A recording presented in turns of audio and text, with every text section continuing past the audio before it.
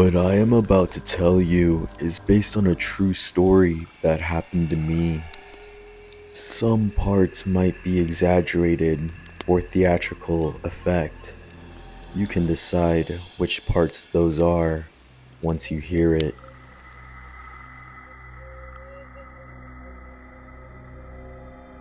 I used to work in a hotel as the front desk person.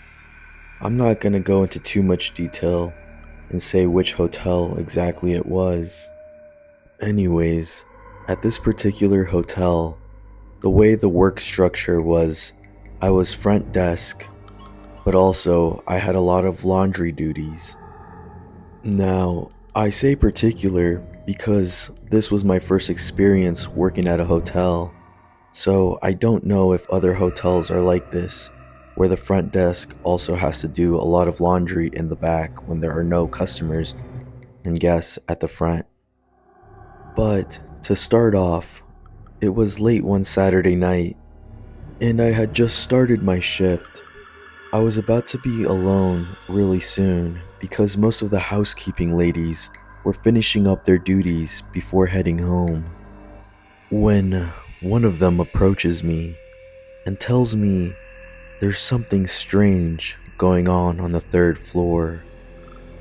And for better context, this hotel I was at had a maximum of 3 floors, which means that the rooms were numbered off as followed. The 100s were the first floor, the 200s were the second, and the 300s was the third. I asked her what she meant by that, and she simply replied, "Well, let me ask you this. Do the people in 317 know who the people in 312 are?" And I said, "I'm not sure.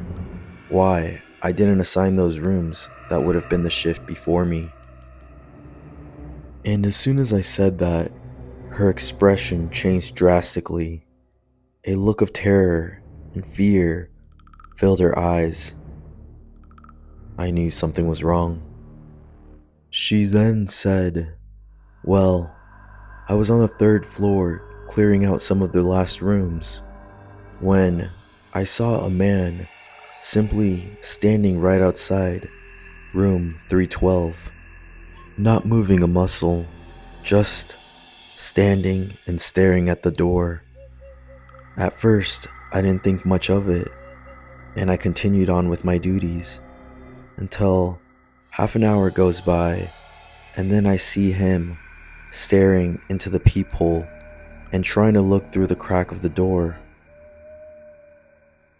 I noticed this behavior a few times throughout my shift, and I also noticed he would go back into room 317, which was diagonally across the hall from 312. But even scarier than that is that I noticed that in 312, I had only ever seen a woman and 2 kids go in and out of that room. I had heard enough. I quickly got up, grabbed my keys, and proceeded to sprint up the stairs to get to the third floor, as I would be much faster than the elevator. Once I got up there, I found room 312 and proceeded to knock on the door, hoping they would answer so I could talk to them. But to my horror, no answer. Part of me really wanted to use the keys to open the door to make sure they were okay, but that was against the rules, and I couldn't do that as much as I wanted to. I quickly went over to my front desk and got on the phone and dialed for the 312 room number, praying that they would answer immediately. Fortunately, they did. It was a woman. I said, "Excuse me, ma'am, I'm sorry for the disturbance, but I just wanted to ask you a quick question if that's okay." And she said that was fine. And I asked her, "Would you happen to know the people in room 17? There was a long pause. She then said, "No, she didn't." And that's when my heart sank. Then I told her, "Okay, What I'm about to tell you may be hard to hear, but please do not panic. I just want to let you know as a cautionary tale, so that way you can be alerted. And I pretty much told her that there had been a man that was spotted outside of their door quite a few times, trying to peep in, and almost seeming like he wanted to get in. There was yet another long pause. Then she said, "Yeah, I think I know the man you're talking about.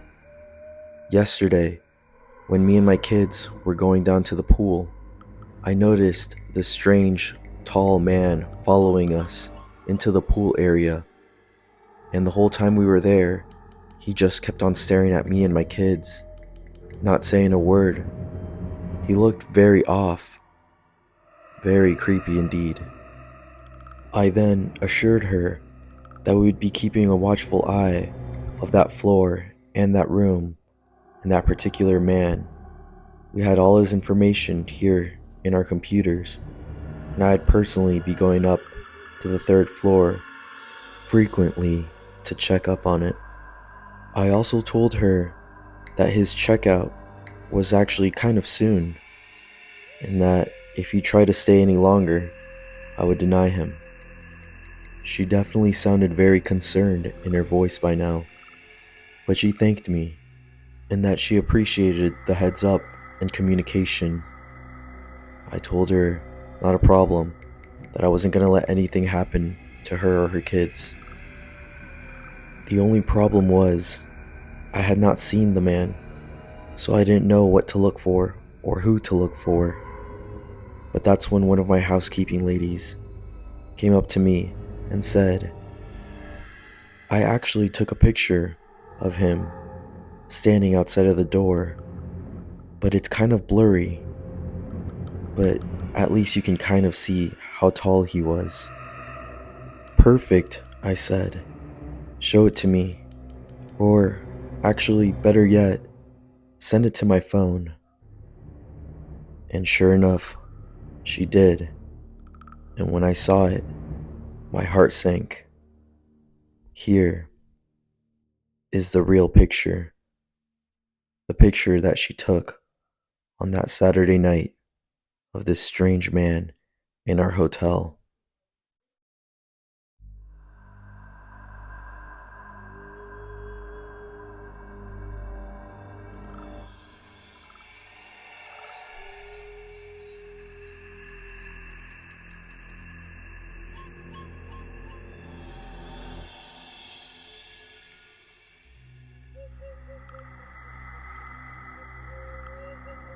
Now, you may be wondering how this all ended.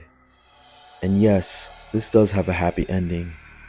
Because in the end, he did eventually come down right before his checkout time and asked if he could stay one more night and extend it. I simply told him no, and he kind of begged, which was odd to me. But the weirdest part of all was that there was no shame in what he was doing or plotting, because at the time we had decorations in our lobby, and there had been another family down there with kids of their own looking at these decorations, and sure enough, he was just staring at them constantly. He even tried to bargain and asked for an extra hour on his checkout because he wasn't quite ready. I said he had a maximum of 30 minutes to get all of his stuff and leave my hotel. I was not about to play these games, especially when it involved kids. He eventually did leave, and I watched as he left to make sure. I watched as his car drove away. But here's what the strange part was. His truck had no license plate. And yes, he was just as tall as that picture. It almost seemed like he was breaching 7 feet tall. It was freaky, and he was dressed just like somebody would be in the movie Chainsaw Massacre. He looked like he lived rural and had overalls, and his boots were very dirty. There was definitely something off about him. The way he looked, the way his eyes looked, his mannerisms, everything. But one thing's for sure, is that I'm glad that he left. Who knows what would have happened if I would have let him stay one more night? Who knows what would have happened if the housekeeping lady hadn't alerted me? Whatever would have happened, I definitely didn't want to find out, and I'm just glad that mom and her kids are safe.